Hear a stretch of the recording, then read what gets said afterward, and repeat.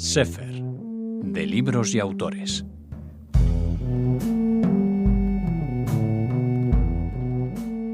Eduardo Halfón, no te tengo que decir que es una alegría inmensa volver a tenerte en Radio Sefarad. Y para mí también, Raquel. Y era ahora, ¿no? Después de, ¿qué? ¿2 años? ¿Desde el último libro? Desde Señor Hoffman. Sí, claro, 2 años ya. Y sí. cuando nos llegó la noticia de la publicación por Libros del Asteroide de tu nueva novela, de Duelo, bueno, pues es un acontecimiento para nosotros, como es leerlo, Eduardo, de un tirón como siempre. Sí, es que es una novela muy breve, ¿no? Pero más que muy breve, Raquel, yo creo que es una novela que te... No sé si usar la palabra exige o permite leer de un tirón. Casi se lee como un cuento largo, ¿no? Que ya cuando entras no sales hasta que termines. Pero de nuevo, estas publicaciones para mí, ¿no? Que es cada año, cada 2 años, se vuelve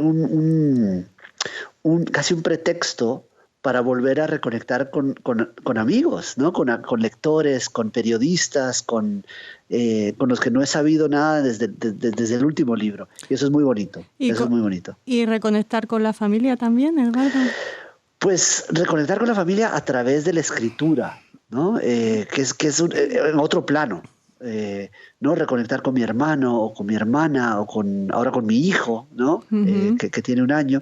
Conectar con ellos en ese plano literario es muy distinto, ¿no? Es muy distinto a llamar a mi hermano o verlo durante las vacaciones o visitar a mis padres. Escribir adentro de la familia es visitarlos de otra manera. No sé cómo describirlo, pero es diferente, sí. Aunque estuviera sobre ti la prohibición expresa de tu padre de escribir sobre uno de los temas fundamentales de Duelo, ¿no? Claro, es que yo creo que yo solo he escrito a partir de la prohibición. O sea, todos mis libros desde Monasterio, lo hablamos en su momento, ¿no? Sobre la boda ortodoxa de mi hermana en Israel, era un libro prohibido, era una historia tabú. A su manera, la historia de mi abuelo en Auschwitz, desde el boxeador polaco, también un libro que la familia no quería que saliera, ¿no? Una historia privada, digamos. En este caso, en Duelo, el punto de partida es esta conversación que relato en la contraportada, ¿no? Está en la contraportada del libro, con mi padre. Y tuvimos una conversación en donde yo le pregunto detalles sobre la muerte de su hermano. Él tuvo un hermano mayor que murió de niño, ¿no? Salomón. Salomón hubiese sido mi tío, y yo tenía recuerdos de este niño ahogado, de que había muerto en un lago de Guatemala que se llama Matitlán, y se lo pregunté a mi padre, y él me contó lo poco que sabía o lo poco que quería contar, ¿no? Nunca sabes si de verdad no saben o si no te quieren decir. Y al final de esa conversación me dice, por favor no escriba sobre esto. Me prohíbe entrar en términos literarios a la historia de Salomón. Y eso para mí es un pistolazo, es un arranque, ¿no? Es invitarme a escribir sobre algo. ¿Qué niño Ese más? ¿Perdón? ¿Qué niño más desobediente? Siempre lo he sido. Y en este caso y no es por rebeldía, no es es por hurgar en donde la gente no quiere que hurgues, ¿no? Es ver detrás del telón. ¿Por qué no quiere que vea atrás del telón? ¿Qué hay ahí que amerita esa prohibición? Generalmente no es nada dramático, no es nada demasiado importante. Es más que yo creo que las familias prefieren, y en ese caso mi familia no es distinta a cualquier otra, Raquel, que esas historias se queden en la familia, ¿no? Y yo las estoy lanzando al mundo.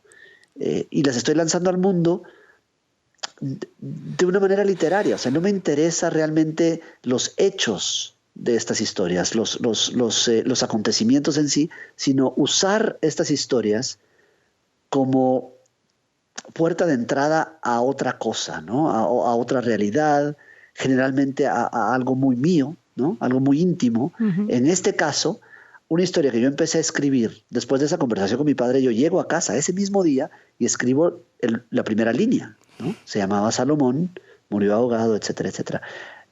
Creyendo que me iba a llevar por ahí la historia, ¿no? Que me iba a ir atrás de este niño, iba a investigar qué pasó realmente, dónde murió, por qué era una historia tan prohibida. Y poco a poco me fui dando cuenta que el libro resulta ser sobre otra cosa, ¿no? Es un libro realmente sobre hermanos, sobre la relación de hermanos, mi padre y su hermano, mi abuelo y su hermano, y especialmente yo y mi hermano, o mi hermano y yo, ¿no? En este caso. Eduardo, ¿y también es un poco una crónica de tu propio abandono de la niñez? Sí, claro. Claro, es una crónica como mucho mío, Raquel, es una vuelta a la infancia, ¿no? Buscar pistas en la infancia de por qué soy como soy hoy, pero a través de la infancia. En el caso de Duelo específicamente hay dos búsquedas ahí claves, ¿no?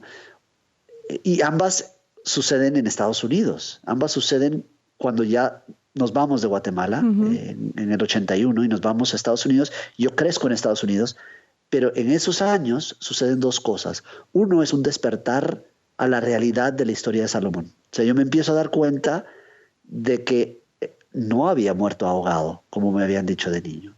Y eso se va dando como por momentos, ¿no? Pequeños desvelos de la realidad de Salomón. Pero sucede otra cosa también, y es la relación con mi hermano en la adolescencia, el giro que da la relación entre dos hermanos varones en la adolescencia. Tan doloroso y también contado. Sí. O sea, es muy doloroso, muy íntimo también, ¿no? Muy y muy bíblico. Es una cosa muy bíblica, muy clásica, ¿no? Es Caín y Abel. Entonces la novela tiene estas resonancias hacia algo más grande. Yo creo que desde el nombre del personaje, ¿no? Desde Salomón, estamos queriendo llegar a otro plano, a otro mundo, y la relación fraternal pertenece a eso, pertenece a esa vertiente, ¿no? Y también está la culpa judía, otro gran concepto, ¿no? Es en el libro. Claro.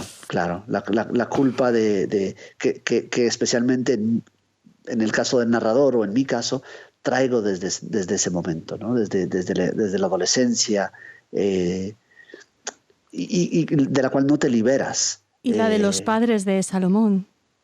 Y la de los padres de Salomón, que no queremos contar mucho para no arruinar el secreto del libro, pero sí, claro, los padres, mis abuelos, ¿no? Especialmente mi abuelo, por una razón que tú ya conoces, y mi abuela, más que culpa, el enterrar a un hijo, ¿no?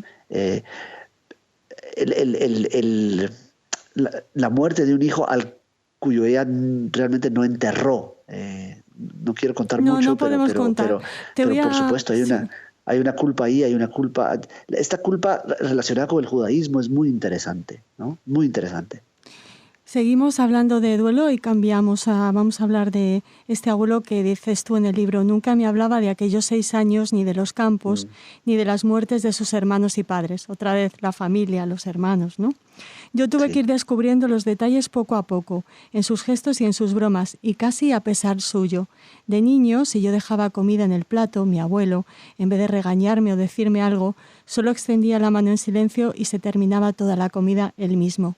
De niño, mi abuelo me decía que el número tatuado en su antebrazo izquierdo, el 69752, era su número de teléfono y que se lo había tatuado ahí para no olvidarlo. Y de niño, por supuesto, yo le creía. ¿De nuevo tu abuelo polaco? Sí, no logro soltar esa mano. Mi abuelo polaco sigue haciendo estas apariciones en mis libros. En el caso de Duelo, que es una historia más del lado halfon de mi familia, de mi lado paterno, de mi abuelo libanés, ¿no? entro más a ese lado de mi identidad.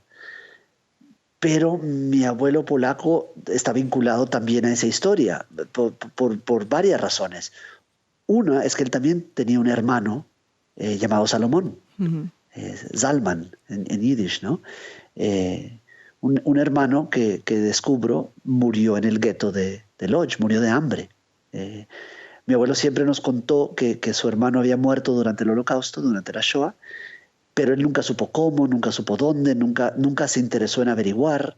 Y yo hago un viaje a Polonia a rastrear un poco y logro descubrir qué pasó con ese otro Salomón, ¿no? Entonces ese vínculo del nombre Salomón hace que mi abuelo polaco entre a Duelo de nuevo, ¿no? Y cuando entra, descubro, Raquel, una faceta nueva de su historia. Fue una cosa impresionante. Esta historia que cuento de Sachsenhausen y el trabajo que él tuvo en Sachsenhausen, en Henkel, la familia no sabía esa parte de su historia. Nadie conocía ese lado de su historia en el Holocausto, ¿no? Y es, creo yo, una de las razones principales por la cual también sobrevivió, ¿no? Tenía un trabajo importante en la fábrica Henkel, que no diré para no arruinar esa sorpresa. Vale, que es una de las mejores escenas de la novela, pero bueno. ¿Te gustó? Me encantó, me encantó. Sí, es casi un cuento, es un paréntesis, ¿no? Porque voy contando la historia de Salomón, pero hay un paréntesis a media novela en donde entro de nuevo a la historia de mi abuelo polaco. ¿Y qué pasa? Yo veo en retrospectiva, Raquel, desde El boxeador polaco, ¿no? Que ya tiene 10 años el libro. El próximo año cumple 10 años el boxeador polaco. Empiezo a contar la historia de mi abuelo que he ido ampliando con cada libro. En Monasterio cuento la escena de su muerte, ¿no? En Señor Hoffman está el viaje a Lodz, a su pueblo, y que descubro en Lodz, buscando su casa. Y ahora en Duelo se amplía un poco más con esta historia de Henkel, ¿no? O sea que la historia de mi abuelo polaco, su experiencia en esos 6 años, se va contando a través de mis libros. Es una cosa muy interesante, no planificada, evidentemente. Yo no he tenido la intención de hacer eso. Es simplemente que entre más busco, más encuentro de su experiencia. Eduardo, si Monasterio era salado, señor Hoffman y señor Hoffman era agridulce, ¿cómo es Duelo? ¿Amargo? No, ¿verdad? Qué buena pregunta. Muy, muy buena pregunta. Estoy de acuerdo con tu descripción de Monasterio salado por el mar, ¿no? Por el mar muerto y toda esta sensación de la sal al final del libro. De la sal de la vida, perfecta. además. La sal de la vida, ¿no? Y la sal real, ahí, ¿no? En la escena final del libro. ¿Tu Monasterio, el señor Hoffman, lo ves como agridulce? Yo sí. Creo que sí, porque hay hasta este vaivén entre historias muy, muy dulces y muy agrias también. Duelo es doloroso, pero es más que eso, ¿no? El título, Raquel, que es un título para mí perfecto en español, porque es una palabra con 3 significados. Hace referencia al duelo como de luto, ¿no? El duelo de una muerte. Hace referencia al duelo de combate, ¿no? El combate que se da entre 2 hermanos, que es quizás más importante aún en el libro, esa acepción de la palabra duelo, sí. Pero también duelo como dolor, yo duelo, ¿no? Es fantástica la palabra en español. Te cuento que ahora estamos terminando las traducciones a portugués, francés, inglés y alemán. ¡Wow! Enhorabuena.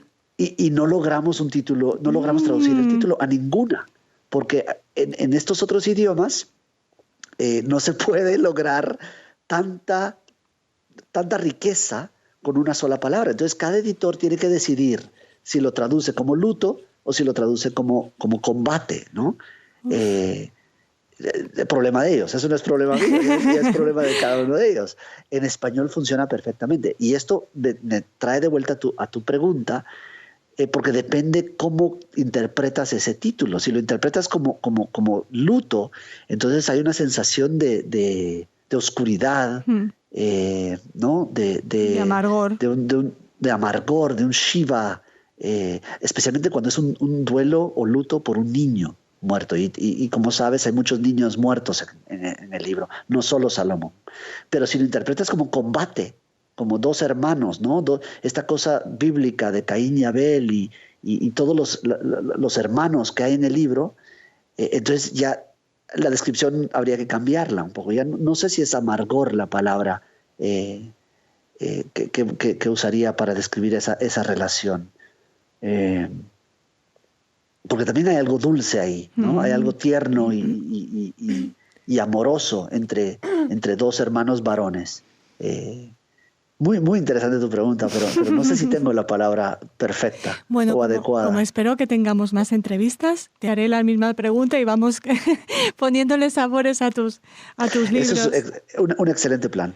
Me gusta mucho tu plan. Le iremos poniendo un sabor a cada libro y hasta agotar los sabores. Eduardo, ¿no? Como siempre en tus novelas, coches, viajes, música. Sí. Siempre viajes, ¿no? Siempre viajes. Y es impresionante. El otro día alguien me mencionó la cantidad de viajes que hay en Duelo, y que es una novela de 106 páginas apenitas, ¿no?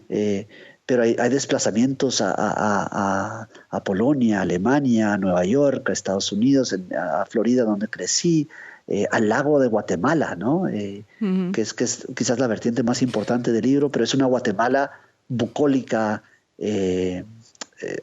campestre, no la Guatemala de la capital. Entonces, especialmente esos viajes, esos desplazamientos en el libro, pero también, Raquel, en este caso, el desplazamiento en el tiempo, ¿no? Porque el tiempo en el libro no es uno, no es cronológico, no es lineal. Hay un viaje que va y viene a través de diferentes momentos en el tiempo, ¿no? Creciendo en Guatemala, pero luego creciendo en Estados Unidos, luego un presente más actual, en donde vuelvo a ese lago y quiero investigar qué está pasando, y a las historias de mis abuelos, ¿no? Mi abuelo libanés llegando a Guatemala en los años 20, mi abuelo polaco yéndose de Europa después de la guerra. O sea, el viaje en el tiempo también me es muy importante aquí. Y también mencionaste la música. Creo que en Duelo es más la música del lenguaje la que me interesa, ¿no? O sea, no música como temática, que ha sido en otros libros, en otros casos, como La Pirueta, pero la música como palabra, ¿no? O la palabra como música. Sí, o ese territorio para aislarse cuando eres adolescente, ¿no? Claro. Esa escena donde se ponen los audífonos y usa la música como un escudo, ¿no? Como un escondite para aislarse de lo que acaba de hacer, aislarse de su culpa para retomar tu palabra, ¿no? O alejar la culpa de lo que acaba de hacer. Es muy interesante, sí. No lo había visto así. Hablando de cosas y personajes interesantes, por favor, tu madre, Eduardo, qué mujer. Sí, bueno, ella te agradecerá el cumplido. Sí, mi madre es una gran mujer. Y fue una gran madre. Yo creo que no percibes eso cuando escribo sobre ella. Muy dominante en el buen sentido de la palabra, muy fuerte, ¿no? Sí. Entonces aparece en Duelo de esa manera. Aparece en Monasterio de una manera muy tierna. No sé si la recuerdas en Monasterio, pero ella es la que entraba a dar un beso de buenas noches, a que rezáramos los dos hermanos. La madre como protectora, ¿no? Creo yo, que me interesa. Y de nuevo, Raquel, yo creo que lo hemos hablado en otras entrevistas, va muy en la línea de mis personajes femeninos, ¿no? Mis personajes femeninos están, creo yo, modelados a partir de mi madre.